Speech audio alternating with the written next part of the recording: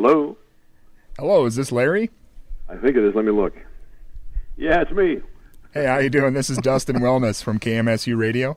Hey, Dustin, how are you? I'm excellent. How are you doing? I'm great, thank you. I want to mention I'm here with my co-host, Ton. Hey there, how you doing? Ton? Ton, like 2,000 pounds, yeah. Oh, ton. Yep. I like it. Some tonnage over here. Tonnage. Yes, I am a sophisticated man, thank you. Hey, are you guys, I assume you're both from Minnesota. Yep. Oh, yeah, sure, yeah. Yeah, you sure. could tell. I used to go, I'm from Illinois, and, of course, back in the 50s and 60s, if you lived in Illinois, you went to Minnesota for vacation fishing, Yeah. So we used to go up Brainerd, Yep. Yeah. I've stopped saying to people when I tell the story, if they're from Minnesota, I stopped saying, we used to go to Deer Lake. You probably know where that is. And, of course, the answer is, excuse me, we have 100,000 lakes, and Yeah. I don't know all of them. So, yeah, we used to go up there all the time. I had great times up there. Well, you should come back, maybe. Well, maybe I will. Come back. The last time I was there, maybe we should save this for the show, huh? Oh, it'll all be there. No you're worries, already pal. already. I got you. Oh, you guys are very smart. Well, listen, I can give you 28 minutes. Is that going to help? Is that going to work for you? Yeah, that'll be perfect. I mean, if you didn't want to go that long, that's fine. Maybe you're thinking, oh, Christ, we only won the guy for 10 minutes. Now we got to talk to him for half an hour. No, but I have to go pick up my son. All right, well, we'll get started then. Okay. Most people know you for your voiceover work, but before that you were working in radio. Can you tell us a little bit about how you started out? Yeah, well, that is how I started out, actually, as a disc jockey in Peoria, Illinois, which is halfway between Chicago and St. Louis, approximately. And when I was 15, I think it was 2 weeks before my 16th birthday, I auditioned for a job at WIRL in Peoria, which was a 5,000-watt station, the big station in that area, and got the job. So and then I was a disc jockey for 20-some years, and then I went with Imus in the Morning, the radio program, which then became a television program as well. I was with him for 35 years. So, yeah, I've been in radio. I was in radio a long time, and I still do radio commercials. So I guess I'm still in radio. This is my 50th year. Wow. Yeah. Tell me about it. Well, yeah, working with Imus, he was the man, I guess you would say, for quite a long time. But what was that like? Can you give us some of your memories of that? Sure, you can edit, right? Well, it was, for those who are familiar with Don Imus and the Imus in the Morning show on radio and or TV, he is pretty much what you see. He's kind of a curmudgeonly old fart, but he can be a very generous man and a lot of fun. At times it was difficult working with him and for him because he had a drinking and drug problem for years, and up until the mid-'80s, I guess, early 80s. And when he was under the influence of those things, he could be very, very difficult to be around. But that didn't last very long, and it was a great 35 years. I got to meet so many incredible people, again, those who are familiar with the show, which is still on the air. I'm not with him anymore, but he's still syndicated around the country. I got to meet people from all walks of life, famous people from sports and from movies and politics, and because they would be guests on the show. And so it was a great 35 years. I just got tired of getting up at 4 o'clock in the morning, and Yeah, I bet. So I'm not doing that anymore. Well, yeah, 35 years, that's a long time. At what point and kind of how did you transition into the voiceover work? Well, I had always, believe it or not, I was a class clown when I was in school.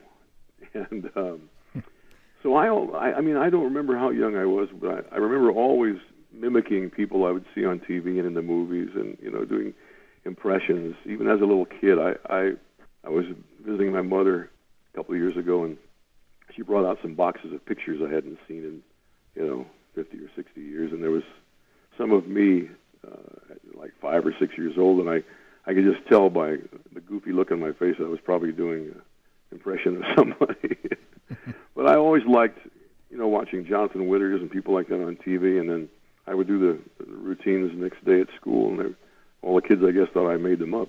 And I found it was a good way to get invited to parties. And I learned very early that girls like a guy that can make them laugh. So I made them laugh. That's how I...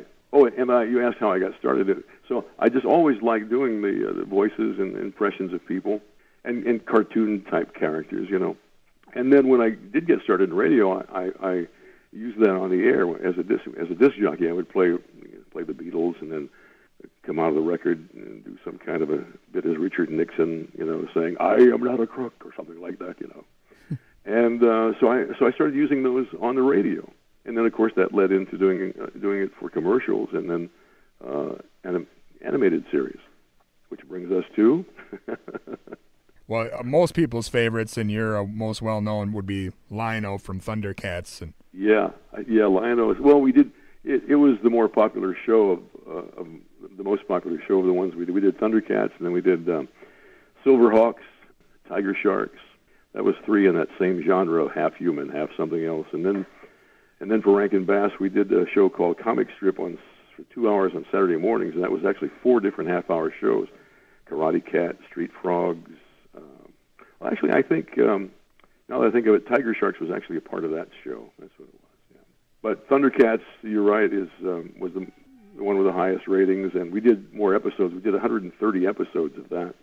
And the next highest was SilverHawks with 65. So Lion-O is definitely the character that most people remember me for. And of course, I've been the other animated characters. I've been the voice of Count Chocula, and of Sonny the Cuckoo Bird on TV commercials for the cereals for close to 40 years, I guess. Wow, that's a long time. Yes, it is. That's into a lot of kids' memories there. Yeah, I know. You know, people tell me that a lot at Comic-Cons and things like that, that most of them, when they first get there, or when Facebook and everything first got going before, you know, word got around, most of those people knew me as Lion-O, you know, from ThunderCats, and then they would come to meet me at a convention. They would hear me introduced, you know, and I could hear gasps of people in the audience going, "He's Count Chocula? I didn't know that." And then I did so many commercials for toys and kids cereals and kids clothes and things back in the 70s and 80s and 90s that people now say, you know, you were the voice of my childhood. I can't believe it. Everywhere else. Everything I turned on back then, it was your voice. Yeah. And I just say, I'm sorry. I'd like to give all the money back, but I can't. Well, to go back a bit, as far as ThunderCats, like you did that for quite a while. There's quite a few episodes there. What was it like doing that show? I mean, was it something that you were able to ad-lib at all? Or No, there was no ad-libbing on ThunderCats. It was all scripted, and we pretty much always stuck to the script.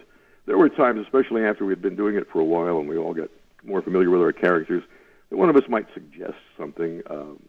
But first of all, the script was so well written. I mean, the scripts were so great that there was not much to improve upon, you know. But and you never ad-libbed a scene.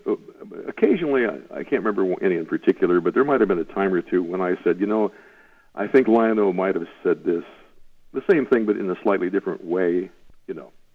And sometimes they'd say, you're right, do it that way, or usually they'd say, let's record both of them, and then, of course, they'd use the one they wrote. But there was no, quote, ad-libbing, per se, at all in any of those shows.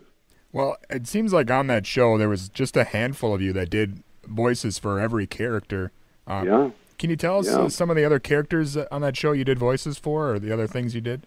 Oh, you know, as a matter of fact, every once in a while on the Internet, I will see something that says Larry Kenney, and it lists some of the voices I've done on various shows, and I had forgotten that I had done some of those, you know, because it's been so long.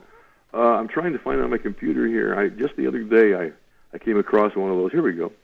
And sometimes you get credited incorrectly, too. For example, a lot of websites, even Wikipedia, I think, says that I was the voice of Karate Cat on the Karate Cat series, and I was not. That was Bob McFadden. On Karate Cat, I was Boom Boom Burmese. Yeah, Cat, that's right. See, we got to get you. And, well, let's see now. On ThunderCats, I was Lion-O, of course. I was Jackalman. Snarf Egbert, Safari Joe, Wiz Ra. That's all I can remember. And of course, on the new ThunderCats, that came out last year, I played Claudius, Lion-O's father. On Tiger Sharks, I was Dolph. That's the only one I remember. And on SilverHawks, I was Bluegrass, Buzzsaw, Pokerface, Moonstriker, Time Stopper, General Rawlings, Professor Power. We all did, like you said, there were only probably six of us in the main cast, and with the help of maybe a couple others here and there who they would bring in for one new character or something. We all did every voice you heard on all those shows.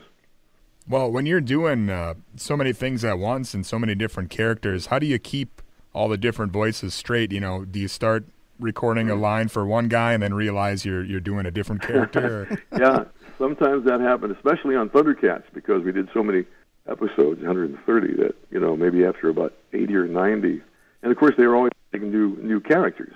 So then we would each say, I think it should sound like this, I think it should sound like that, and then we would decide who was going to do it. And I recall several times when I would be assigned a voice, a new character, and I'd do a line, and the Lee Doniker, the director, she would say, I think that sounds a little bit like a guy you did back in episode 48 or something like that. So we would play the original one. They always have those available, and to make sure you didn't sound like another character that you'd already done, you know. So I think that answered your question. Yeah, we would. And I remember a couple times starting to do one, and we'd have to change it because it sounded too much like a guy that I had forgot I had done that voice for. Yeah. Well, around that time, especially during the 80s, that seems like really the time when everybody had cartoons and there was action figures and all sorts of stuff. That voiceover work must have been just constant.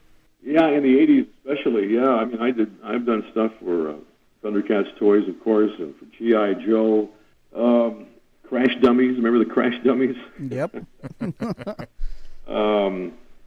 Just all kinds of things. A lot of games, you know, for Milton Bradley, like Operation and Hungry Hippos. Just so many of those things. I've been going through YouTube and finding things that I did that I hadn't heard for 30 years. Yeah, that's pretty crazy. I mean, what honestly do you think about that when people tell you, like, for real, their entire Saturday could have been like your voice, like on every commercial and every cartoon? Well, the most fun part is it feels great, you know, because people say, and always in a positive way, you know. I mean, nobody comes up and says, "Oh, you're Larry Kenney. I used to hear you all the time when I was a kid, and I hated you." Nobody says that. You know, it's always positive, so it's wonderful. And the most fun part for me is the expressions on their faces when somebody will ask me, "And what else did you do?" And I'll say, "Well, let's see. You remember this one? It's Mighty Dog from Carnation. Feed your dog the best, Mighty Dog." And then see their expression. That was you too. Oh my God. That's awesome. Yeah, that's the fun part. One thing that we kind of always wondered, I don't know if you're comfortable with sharing this, but for voice talents and stuff, do you ever benefit from any of the merchandise sales? I mean, ThunderCats, they had like pajamas and bed sheets and the dolls and everything. I mean, do you guys see any of that? Or? No, that's not. No, that was not part of our deal. No, but like I said, I did do several commercials for ThunderCats toys because they wanted Lion-O to say, you know, have Mom and Dad buy you all these. What? You don't have a Thunder Tank yet? Kids, come on. Oh, that's great. But no, you didn't. It was not part of the deal that you would get like a nickel for every Lion-O figure they sold. I wish I had kept a bunch of them. You know. Yeah, I suppose at that time you had access to all that stuff that's worth hundreds in the box now, right? Yeah. Oh, in the boxes. Yeah. They used to. I mean, I remember after the show became popular, you know, after 6 months or 8 months or so, then we realized, and then the Toys R Us was just packed with 3 aisles of all ThunderCats stuff. So of course I would, and they told us, like when Christmas was coming up, you know, a couple of months away, they would say, "Now we know you guys have have kids and nieces and nephews and stuff. So if you want some of these," so they would send you like 10 Lion-Os if you wanted something like that, you know, and I would send them give them to my kids, and give them to my nieces and nephews and all that. Who knew?